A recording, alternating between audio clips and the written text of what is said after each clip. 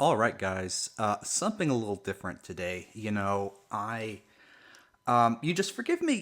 This video is going to be a little disorganized. Just partially because I'm just honestly just sort of a little stunned. I'm just stunned that this is it's let's just say wow. So the first thing that if you haven't found out about yet, you'll soon find out. Yesterday, Games Workshop put a report where they've basically taken a massive amount of units for Warhammer Age of Sigmar, and yeah, I mean, and they've squatted them. They've squatted them. So we're going to get into that, and we're going to talk about what does that mean for Games Workshop in the future. Real quick, if you can, like, subscribe, comment as well. Definitely helps the channel to try and help grow. Always appreciate it. So, with that in mind, this is going to be a bit rambling here, but I hope that just bear with me here because I just had to put this out. I'll be frank. I'm I am stunned even for GW's perspective. So what am I talking about here? Well, you can look it up and I'll put the link in the description, but it is what's leaving the Age of Fantasy range. Now, my first thought is, what? Huh? I mean, this game just came out in 2015. How are we already talking about models leaving the range? Like, that is, it's just something to me. Now, we had heard that Age of Sigmar is going to have its fourth edition, which is fine. I'm not. I played Age of Sigmar when it first came out. I thought it was a fun game. I didn't. I sort of gravitated to some other games. I think I had also sort of been, angry with GW about the whole killing the fantasy world. And so I played Age of Sigmar. I thought it was a fun game. It wasn't my cup of tea, but like, I know a lot of people who play Age of Sigmar and they enjoy the game, and and I say kudos to them. If you enjoy Age of Sigmar, hey, that's wonderful. But I just can't believe that they are already talking about models leaving a range. I mean, this game is, what is it, 8 years old? I think maybe getting close, not even 9. How are we even talking about models leaving a range? We had seen, and I reported this last year, we had seen something similar with the Space Marine squatting last year, where they're getting rid of regular. But honestly, that, while I completely disagreed and fought that and thought that was a terrible idea that GW would kill Space Marines, there was maybe some slight justification. At the very least, they were squatting, a 40-year-old game. Models, 40K, some of these models that they were squatting were, 30 and 40-year-old models. These models that they're talking about now, I mean, this is 8-year-old. I mean, assuming you even started off from the beginning. So this is just absolutely stunning. This is a new low, even for GW, and I'm just wow. So I just want to read a little bit of this. You can go read the article. I don't want to belabor this point and go through each individual model because I for time's sake, and but here's just, I want to read some things in this article that just stood out to me. So first of all, let's just, read a little blurb here. Hey, with the latest edition, fourth edition coming on the horizon, they're talking about how they're, assessing and they're trying to balance the war scrolls, which I think on its face is just kind of silly. GW has never really put any effort into balancing, and yet they are using this as an excuse. They're saying, oh, we've got to put in all this effort to balance our game and make it so balanced, and it's just not true. But what did they say? It is a sad but necessary truth that certain miniatures are leaving the game. No, it's not. It is sad, but it's certainly not necessary. I mean, GW is not this one-man shop. This is a massive company that makes profit, that is selling an extremely high premium product. To even talk about this as necessary is just such an insult to the fan base, that this is necessary. It certainly is sad, I will agree for that. talks about how, their miniatures are a unique piece of this ever-evolving narrative of a Warhammer. We can't continue to sell and support every model we've made indefinitely. Well, it's not indefinitely. What is this? Like, some of these models, I think even second edition models, and I'm not up to speed with every model in Age of Sigmar, but I know some of these models are second edition models. What has put some of these models, 5, 6, 7 years old, and now you can't support it? This is ridiculous.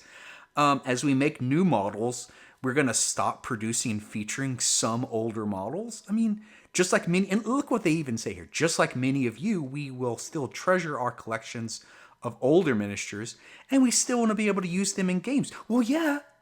I mean, it's, to me, this is such a... GW is so out of touch with their average player, who, an average player doesn't have 4 or 5 armies.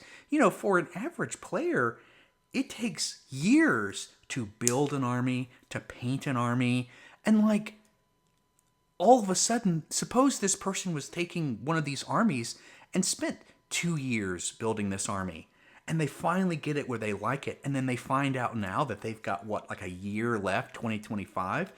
This is an absolute betrayal, and I can't believe it. I think that, we're talking about it as if it's an 8-year-old game, but the truth is that that's when it started. I mean, a lot of the players in Age of Sigmar really came in around 2nd or 3rd edition, and I know because 1st edition was an absolute disaster. But these guys, they bought armies. They bought armies and models, of course, from the new, especially Stormcast. The fact that we're going to get into of all the models they're removing Stormcast is just an absolute betrayal. But these people who are coming into the hobby, they bought these models maybe 2 or 3 years ago, and maybe these guys have just, they bought them and they started painting them, and maybe, even though it's 8 years old, the truth is there's a lot of players who probably within the last year to 2 to 3 have just got their army where they like it, and now they're finding out, oh wait, these armies are going away. I mean, like, it's just stunning. It's absolutely stunning that they would think this. So I want to read. So he talks about this too. So this little blurb here is regarding 2 factions: the Beast of Chaos and Bone Splitters, which was an orc faction, as well as a number of our older Stormcast Eternals. First of all, they're not older Stormcast Eternals; they're quite new, actually. So he goes into the Warrior Chambers. And they're going to receive... So what's happening here is they're going to receive a free digital battle tome. That's going to basically be valid until next year, 1 year from now. At this point, they're going into a Warhammer Legends. So first of all, I love that they are basically taking on the idea of a card game. That, they're sending their... And you can do this in card games, right? Where after a certain number of years, they have a Legends where they send it, they're no longer competitive. You can't do that with models. That's not fair to do that with models. So they're trying to treat their games almost as card games where, oh yeah, after a certain number of years, which I guess is going to be what, in Age of Sigmar, 5 or 6 years? 6, 7, years? This is, no. What did they say? They encourage you to continue using your collection for casual play, which is just nonsense. I mean, like, and yes, I'm sure tournaments will be able to support them, the casual. But the truth is that in a couple of years, these models aren't even going to have rules anymore, and that's what GW is saying. They aren't going to continue in the long run to support these rules. Anyway, I'm not going to go through every bit of this article because, frankly, I'm already. Forgive me if I'm just sort of getting a little just annoyed here.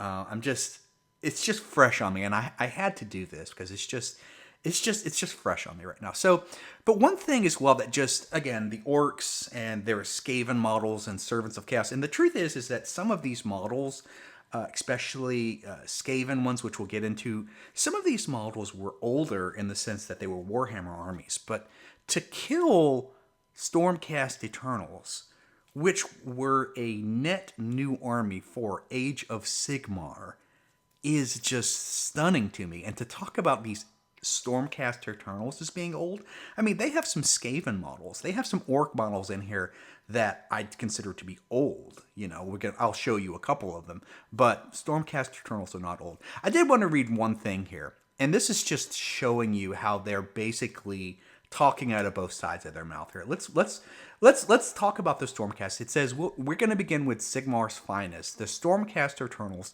who have one of the largest miniature ranges in Warhammer history. Okay, I mean, that's fine. But look what he said. Look what they say. They say, with so many war scrolls, often for troops who have similar fighting styles, certain units are basically returning to the halls of Azure, whatever. I don't know that lore. But look, they're just admitting something here.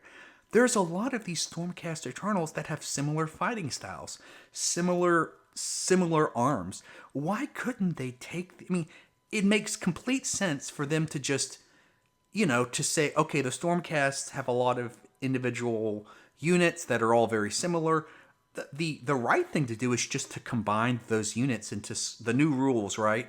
Make it so that each of these units, these 4 different individual units, are now just one unit that have similar rules, right? Or maybe some tweaking. I mean, you can do that. Games do that all the time, where they shrink their model line by sort of combining 3 or 4 units into a single unit, right? But they're not doing that. They are blowing up these models, and I think that is just it's them literally admitting that they're basically saying, all these models are very similar. Yeah, we could combine them with rules, but they're just not. And that just sort of just struck me. So that's the Stormcast Eternals, but I also want to just, there's that angle. And then this, as a Warhammer Fantasy player, I think this just personally infuriated me. That these guys had the gall to have 2 Skaven models that are still on their square bases. Giselles and a flare. I mean, these are literally models for Warhammer Fantasy that they've basically never bothered to even put on circular bases. One of the things is this really points out is that think of all those Warhammer Fantasy players who had Skaven, and who took the time to convert all their armies to circular bases. Think of these Skaven players who converted their entire armies to circular bases to support Age of Sigmar. And now they're finding out that, oh, wait, a lot of Skaven models are just going away. And think about all these other Warhammer players. What does this mean for them? What does this mean for all these Warhammer players who spent this time to convert their old Warhammer armies into circular bases, and now they're probably on the chopping block too? I mean, it's just... And I just love the fact that they didn't even bother to just convert these models onto circular bases. Like, this is just a callback and just sort of it's just so, what's the word? It's so just, it's so inconsiderate, right, of the community. Yeah, I just wow. I want to sort of, again, I want to talk a little bit about what does this mean, but there's 2 other things that I think are just stick out to me. Not once, but twice in this article, they they literally tell people, oh, go and buy these models. I mean, like, wow, like, what a thing to say, to just like, we're getting rid of these models and they're not going to be supported. Oh, go buy them, and go buy them. You know, that was at the end of the article. Don't forget to head over, you know, as if we would forget that. And, you know, 2 times in this article, they're literally putting a last chance to buy. I just think that's just a little bit, that's a little bit insensitive. I think of the person, like, you know, I'm not saddened because I don't play Age, but to a person who is reading this article and who's finding this out, to also, while they're reading this article, sort of get the insult to injury that they're trying to sell them more of these models, I think it's just so rude, and it's so just insensitive to players who really are reading this article and just feeling really crappy right now. So just so tone deaf. GW is just so tone deaf, I tell you. It's just new low. All right. So, I could spend a lot of time going into this article, but I want to talk about what does this mean for Games Workshop in the future? I mean, so there's a few things that just stick out to me. One is that GW is sort of breaking its social contract with its models. This is not some a company. I mean, these models are, you pay an extreme premium for them. You pay a lot of money to build them. You pay a lot of money to paint them. And when I mean a lot of money, I mean your time, your resources, paints, supplies. You are putting so much in, and there was always really sort of a social contract with GW that, we're really going to give you a lot of bang for your buck. Has GW squatted other armies in the past? Yes, but those armies really were around a while. Even the Space Marine squad. These models were around a long time. So maybe that can, but this is a whole new low in that these models are so new. They are so new, and it's breaking that contract with the fans that you are paying a high premium. You're supposed to get some longevity here. The other thing that I think is just for a competitive perspective, what is going to encourage anyone, like when Age of Sigmar players see this, think about all those models that just came out after these models that are getting squatted.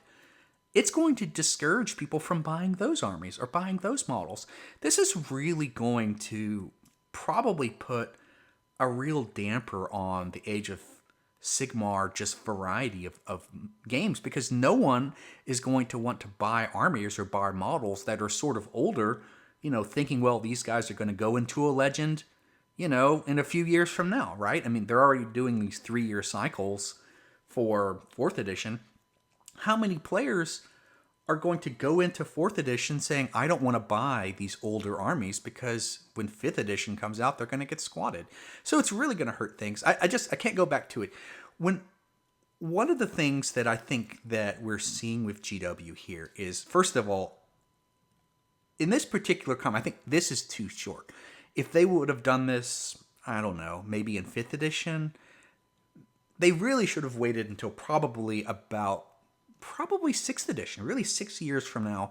Maybe there's some slight justification for doing this. We're talking about giving your model range a good 15 years.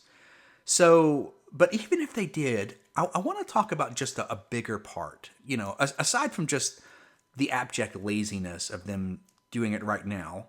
But the truth is that when you have a company like Games Workshop that makes money off selling models, they always have to come out with new models.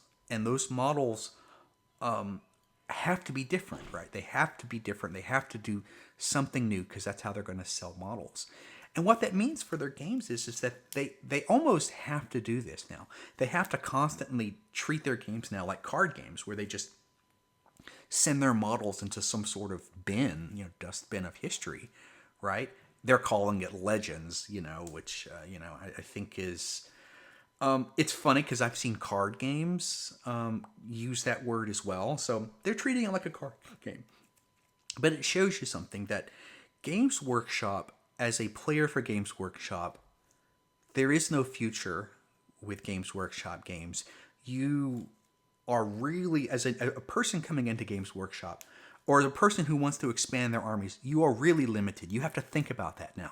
You have to think about Age of Sigmar or 40K or any of these games that in this, I don't know, 6 or 7 year, 8-year time horizon, they're going to squat your models.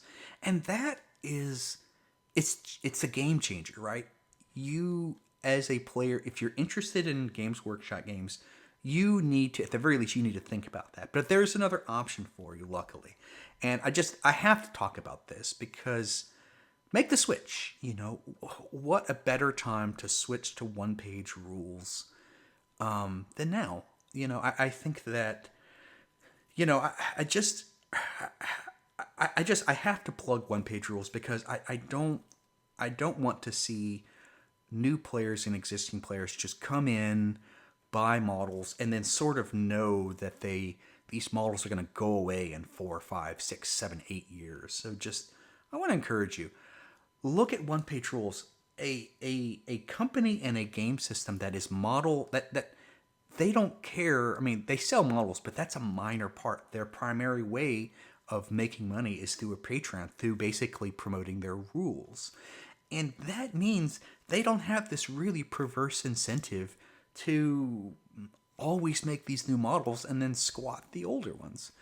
Hey, if you're in, especially for Age of Sigmar players, they have a great game, Age of Fantasy. I think Age of Fantasy is it's a really awesome game. I love playing it. I do more Grimdark Future, OPR Grimdark Future, though I do some Age of Fantasy. And that's just because I've been working on some competitive balance works for Grimdark Future. But the truth is that Age of Fantasy, I think, it's actually more balanced than Grimdark Future. And it's a super, super great game. I would encourage you, go on there. You know, I'll put the links in the description. But what a time. Make the switch. Don't continue to just, be in the hands of a company that has, just openly, I think, just disrespects you. So would encourage anyone here who Age of Sigmar player, hey, check out Age of Fantasy. It's a great system.